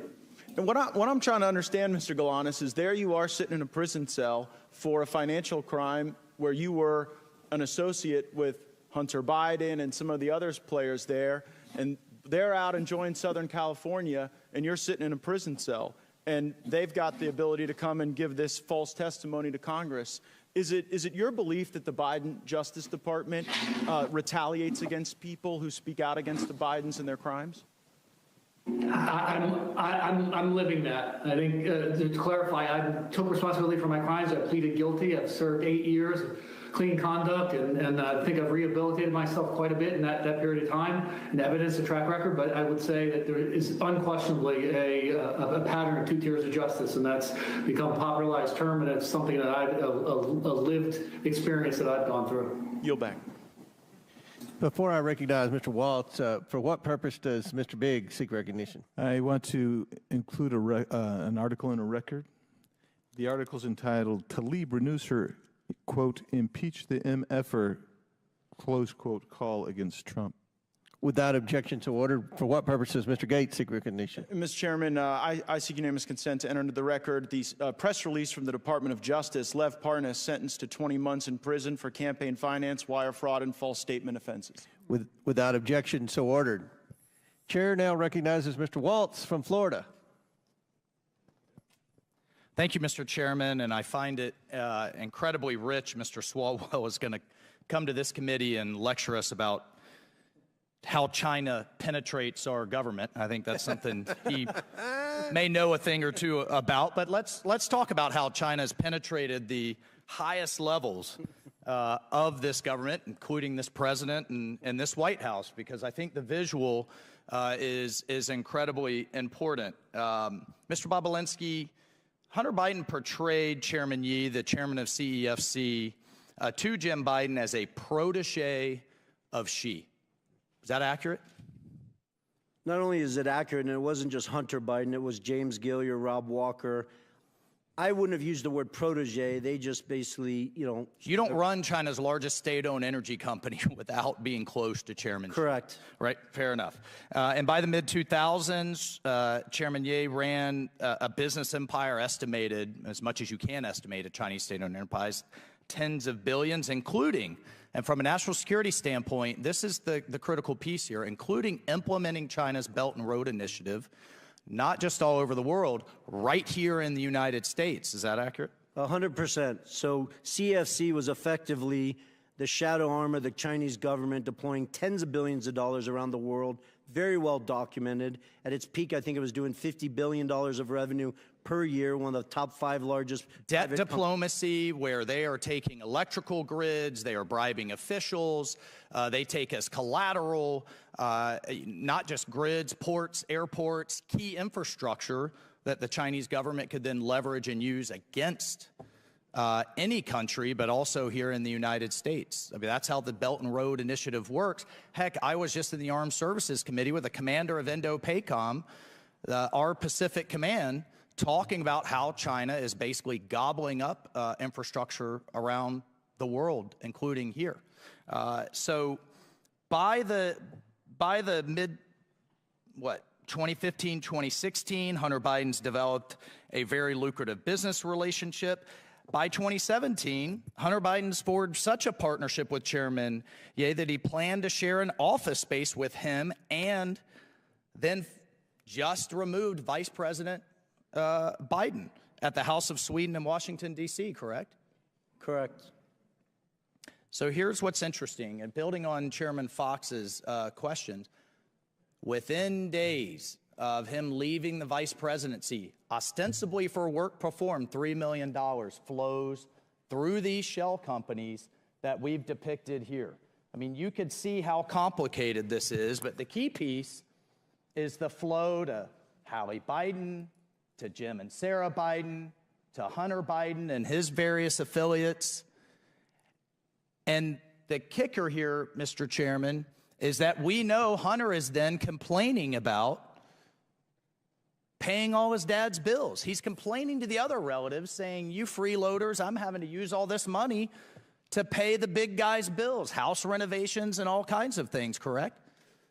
Correct, and it's important for the American people to understand the $3 million was 3 of $20 million that the Bidens expected to be paid for the work in 2015 and 2016. Mr. Chairman, and that's not just my word, that is documented. That's all documented, bank records, text messages, emails. Mr. Chairman, Bob Menendez's wife can't get paid by the Egyptians and then provide that money over to pay Goldbar Bob's, Senator Menendez's bills. I can't have my daughter get paid by, I don't know, Kazakhstan, Russia, and China and then pay my bills. Sure. And we know also that they had commingled funds with the Vice President of the United States. When we talk about crimes, let's talk about the crimes. We know he perjured himself. That's a crime. We know he was acting as a foreign agent.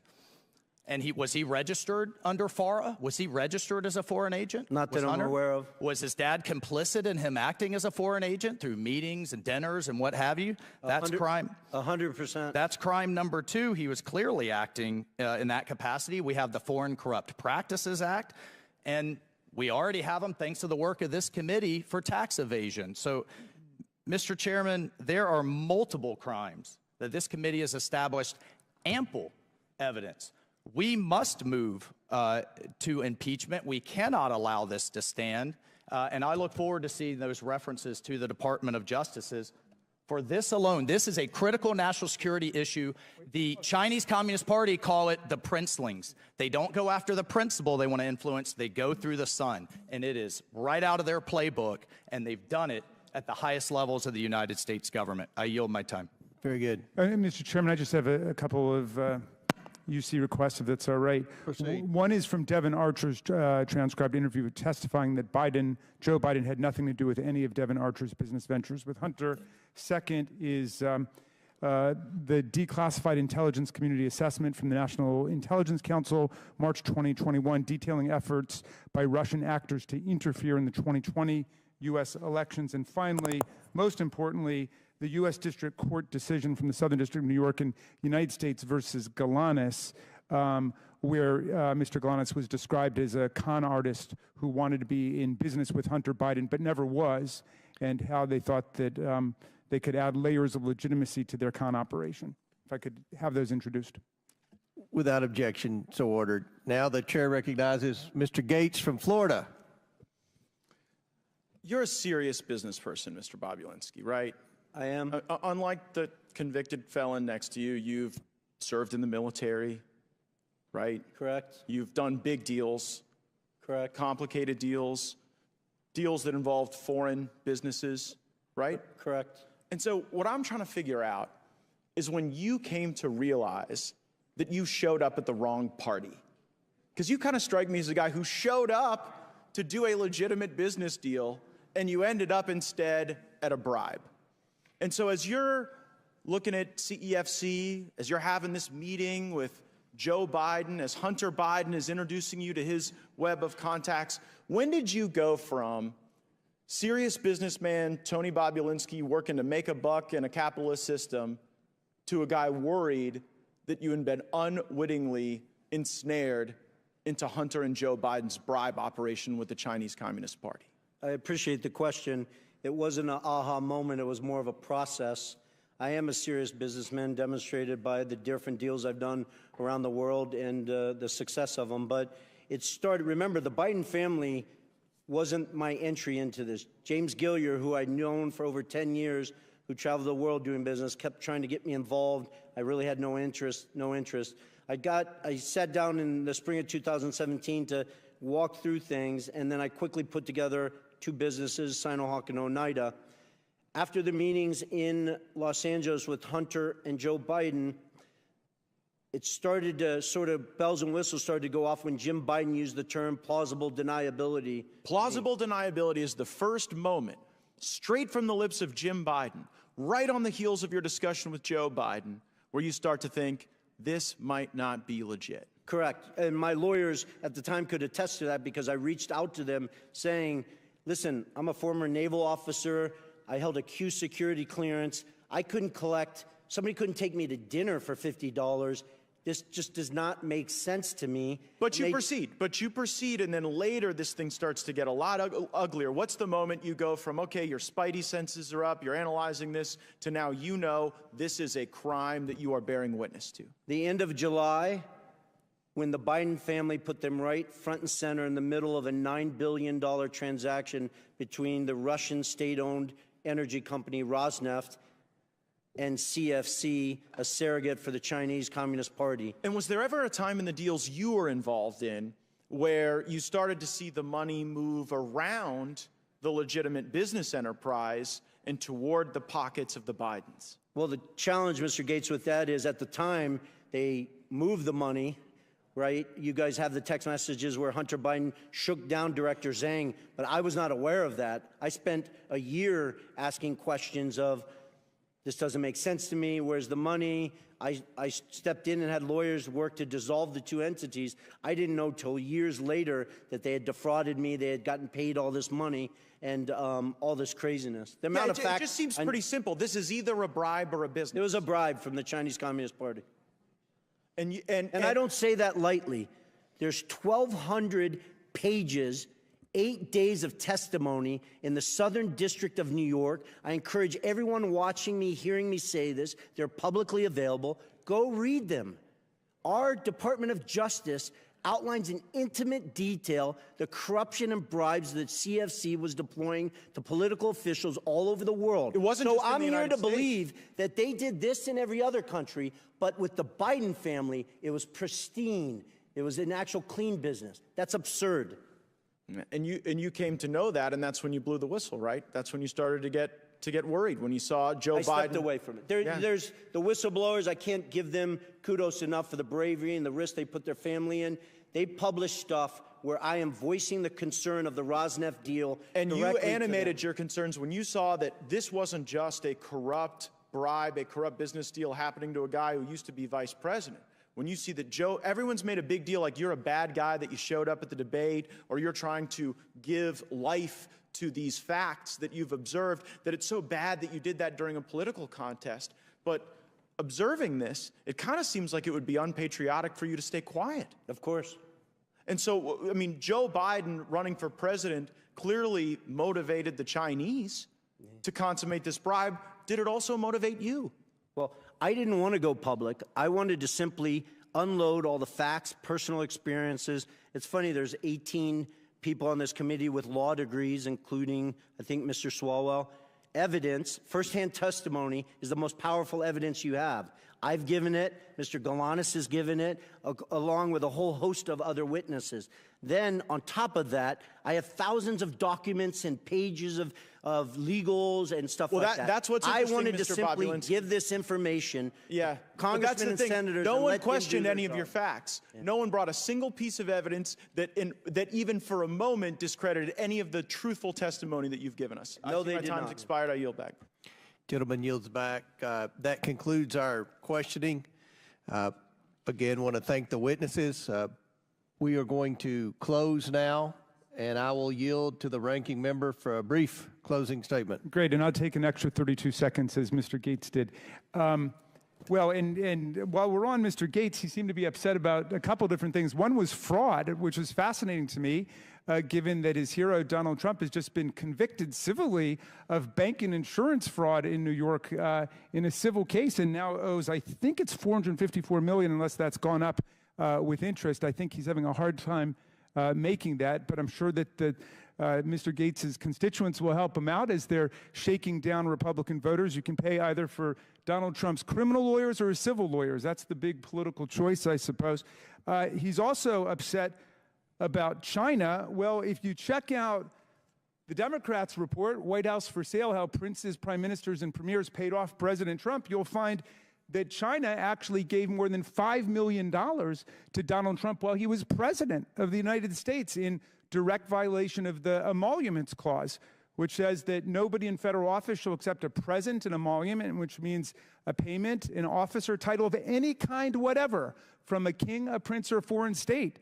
And we spent the day, again, jawboning about Hunter Biden, who has never held public office, and he's never done business with a government.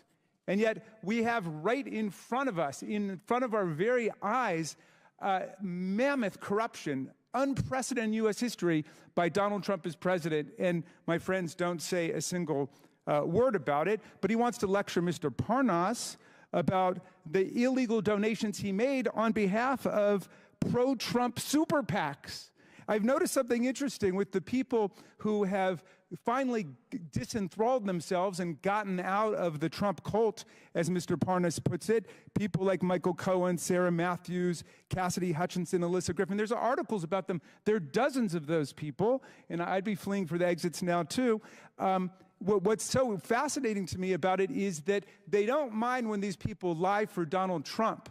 Then when they get out and start telling the truth, that's when they call them liars for what they did when they worked for Donald Trump. Mr. Parnas, they're not mad that you lied and went to prison for it and did your time. They're mad that you stopped lying for Donald Trump. Absolutely, Congressman Raskin. So when I was a state assistant attorney general, Mr. Chairman, I saw a judge on my very first day of work castigate a lawyer by saying, son, you forgot the very first rule of lawyering.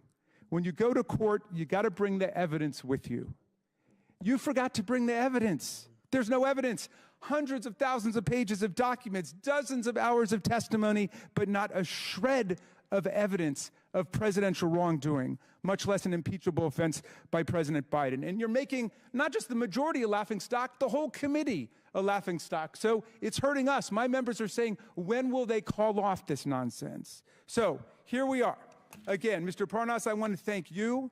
You have explained to America that the allegations at the very foundation of this inquiry were predicated on Russian propaganda and disinformation, just as they were at the start of the hit job that you and Rudy Giuliani were sent to do back in 2018 and 19. And I want to thank you for showing America what real intellectual honesty and personal honesty look like, and how you can grow out of the deranged Trump syndrome that so many of our colleagues are still suffering from today. It's time to call this investigation for what it is, Mr. Chairman. It's not just an embarrassing failure and an historic failure at that, but it's an historic betrayal of democracy, freedom, and the rule of law as Vladimir Putin tramples the freedoms and the democracy of people in Ukraine. We should be spending our time standing up for democracy and not tarnishing it with spectacles like this. I yield back. I should have brought my waiters from the farm. I want to thank our witnesses for being here today. Mr. Balinsky, Mr. Galanis have delivered testimony in front of the American people directly implicating President Biden and his family's influence peddling schemes. Schemes that brought over $24 million into the Biden family and their business associates' pockets. For what?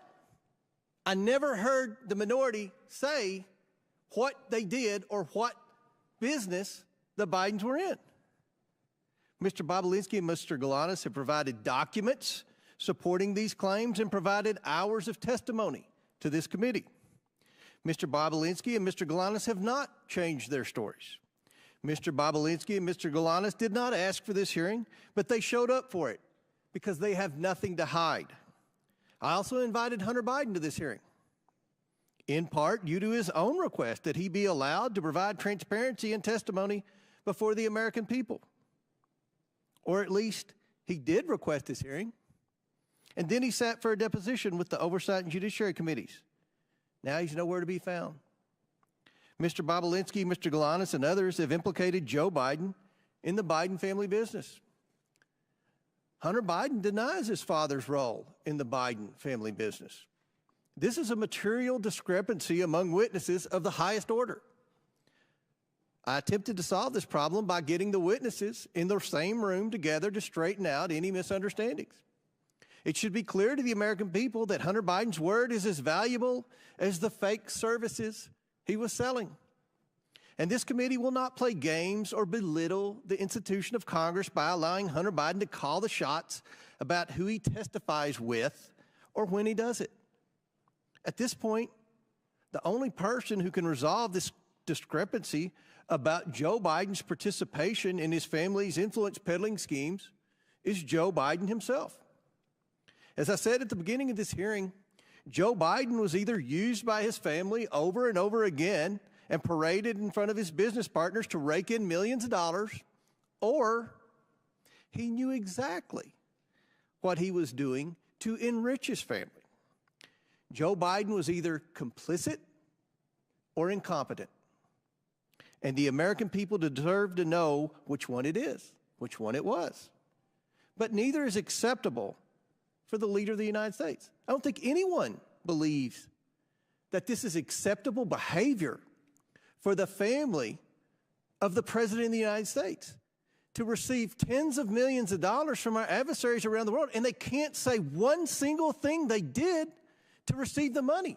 Nobody supports that. I don't care if you're Democrat or Republican, if you're from a big city or a small town. That's not what this democracy is about. That's not what the founding fathers set up. They set this up that we have public servants come and provide their public service and then go on. They did not set this up for public servants to enrich themselves through their family, through influence peddling. No one is denied. Is anyone denying, Mr. Raskin, that the Biden family was influence peddling? Nobody denies that the family was influence peddling. What we have here is a major discrepancy on what role Joe Biden played. We know the three former Biden associates say that Joe Biden was actively involved and knew full well what the schemes were, what the family was up to. But we have Hunter Biden testifying under oath that his dad didn't know. So in the coming days, I will invite President Biden to the Oversight Committee to provide his testimony and explain why his family received tens of millions of dollars from foreign companies with his assistance. We need to hear from the President himself. And I assure the American people that they will be able to evaluate for themselves the President's honesty and fitness for the office he now holds. With that, Mr. Chairman, are you going to invite Donald Trump to come and talk about his violations of the Emoluments Clause? you all have investigated Donald Trump for years, and I'm pretty sure I've read in the paper that there's a lot of investigations of Donald Trump. No one's investigated. Well, we Joe impeached Biden. him. You were invited to impeach Joe Biden today. Are you supporting, are you going to work with me to see that Joe Biden comes and answers these discrepancies? I mean, this is a big deal. There's no discrepancies. There's not No been, discrepancies. No, there's no evidence at all that he's committed any high crime and misdemeanor. What is it? In closing, I want to thank our panelists once again for their important and insightful testimony today. With that and without objection, all members will have 5 legislative days within which to submit materials and to submit additional written questions for the witnesses, which will be forwarded to the witnesses for their response. If there is no further business, without objection, the committee stands adjourned. Will come to order. I want to welcome everyone here this morning.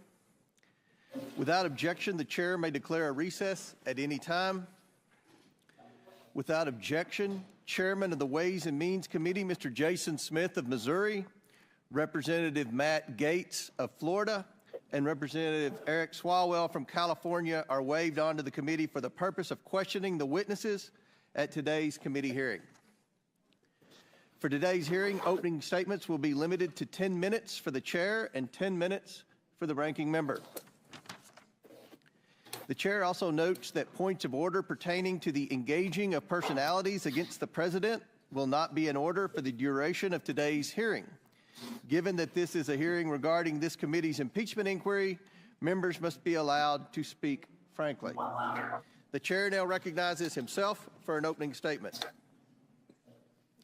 Today, the House Committee on Oversight will hear from witnesses who have previously provided information during our deposition and interview phase regarding the Biden family's business practices in China, Ukraine, Russia, and other places around the world.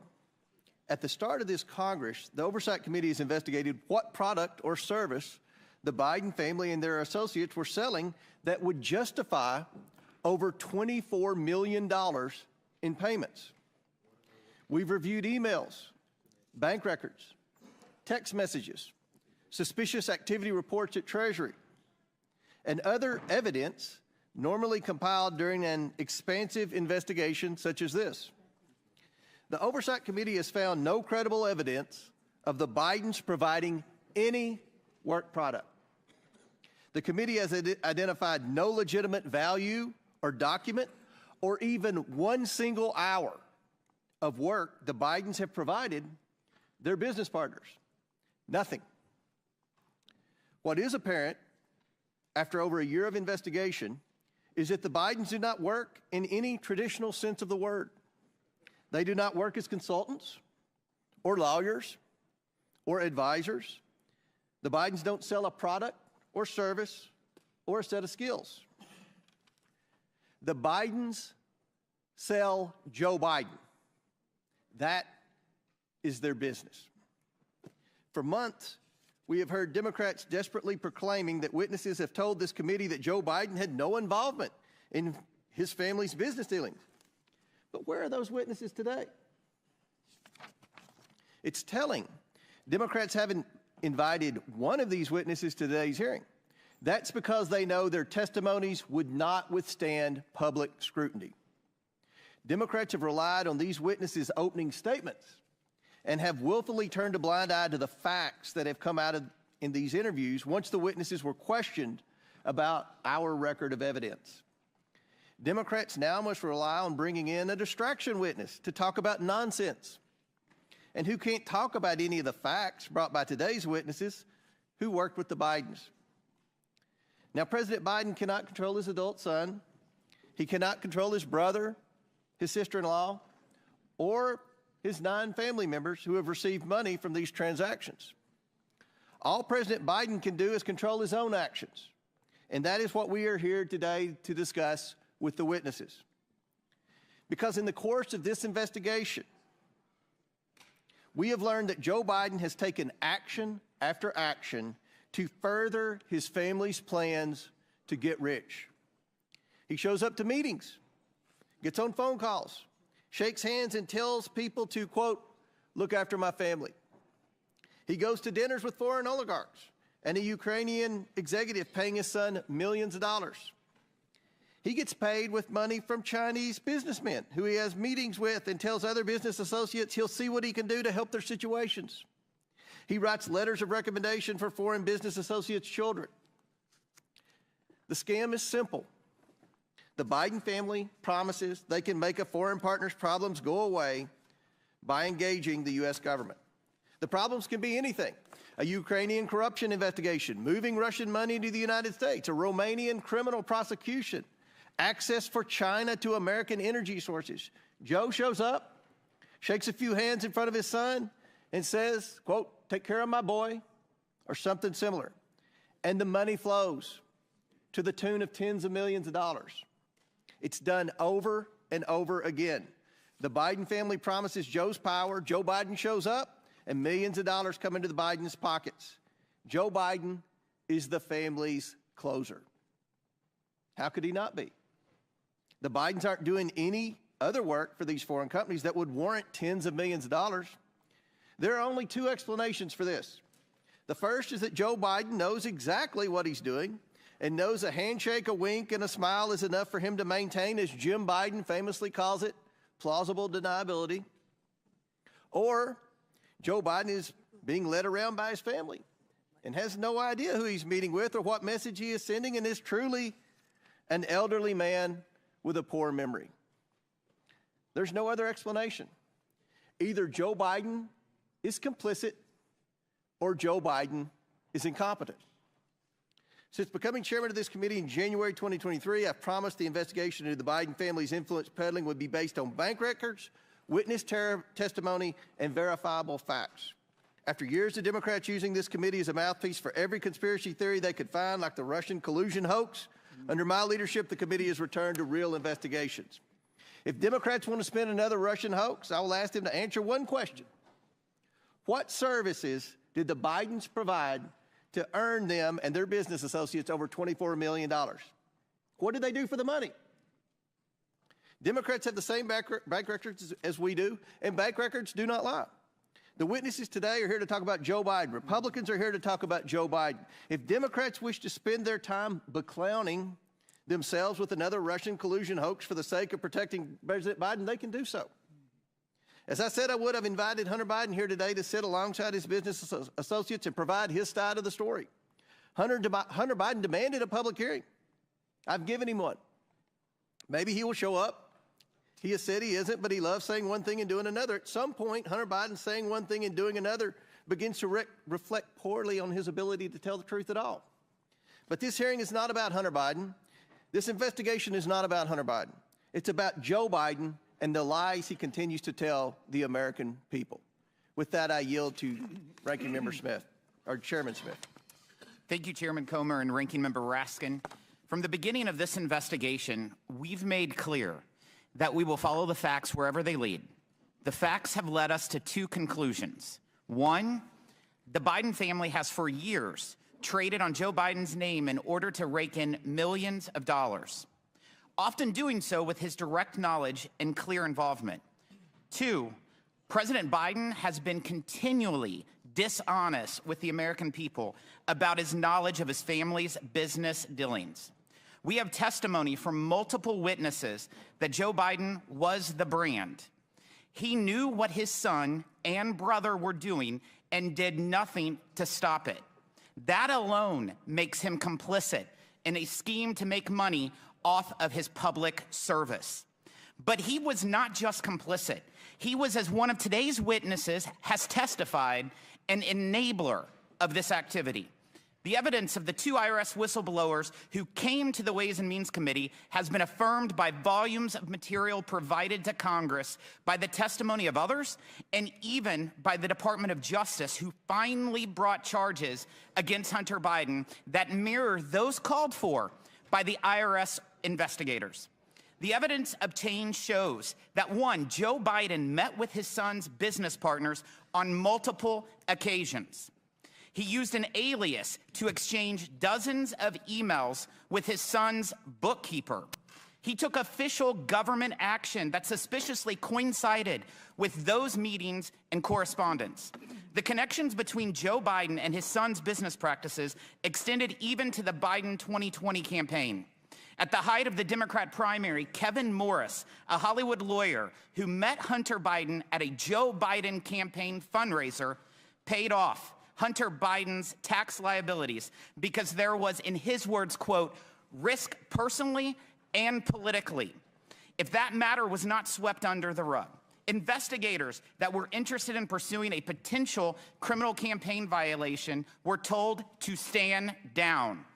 The Biden family relied on the Biden brand so much that evidence has revealed that Hunter Biden believed that, quote, all this stuff, meaning his legal troubles, would all go away when his dad became president.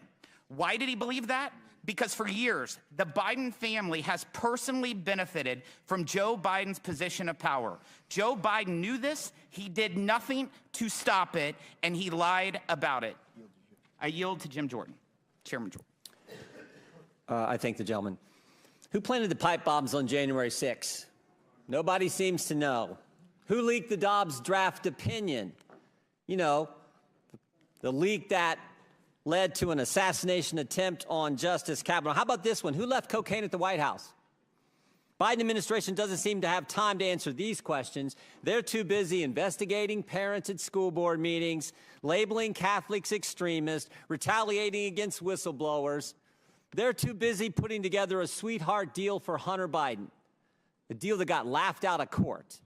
And oh, the guy who put together the deal that got laughed out of court, that's the guy they name special counsel. You know what Democrats do have time for? Going after President Trump.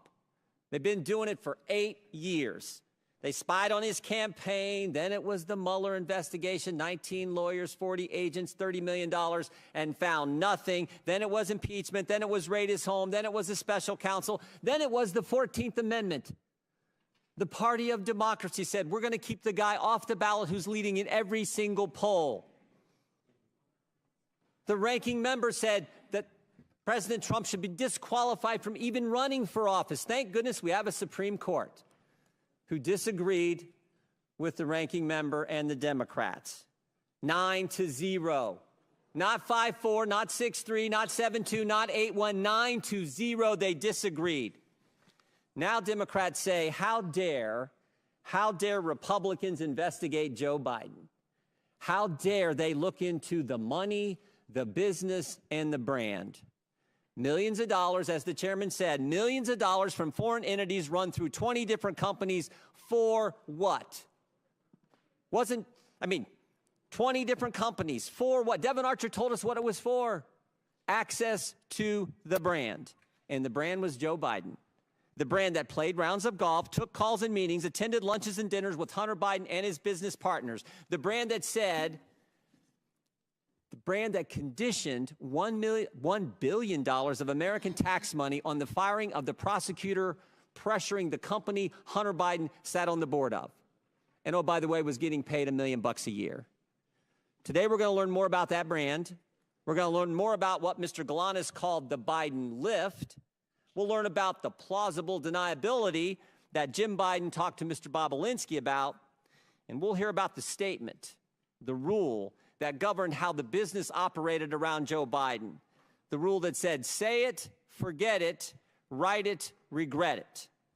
So I want to thank our witnesses for coming here today. They, like the whistleblowers who came to the Ways and Means Committee, are doing it simply because they want the American people to have the truth. I yield back. Gentleman yields back. Chair now recognizes the ranking member for 12 minutes for his opening statement. Mr. Chairman, thank you very kindly.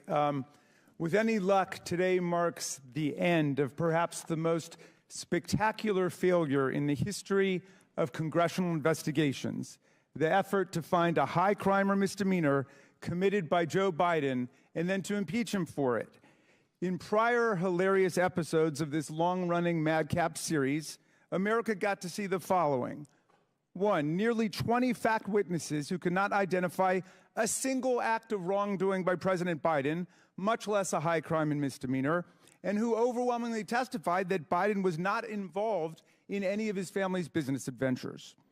2, 3 expert witnesses called by the majority itself who said nothing that they had seen in the tens of thousands of pages of documents adduced by the majority even remotely approached the level of a high crime and misdemeanor. Bank records which show exactly what all the witnesses told us, that Joe Biden was not involved in his family members' businesses. Repeated voyeuristic displays of pornographic images by the majority, completely irrelevant to any conceivable legislative or investigative purpose.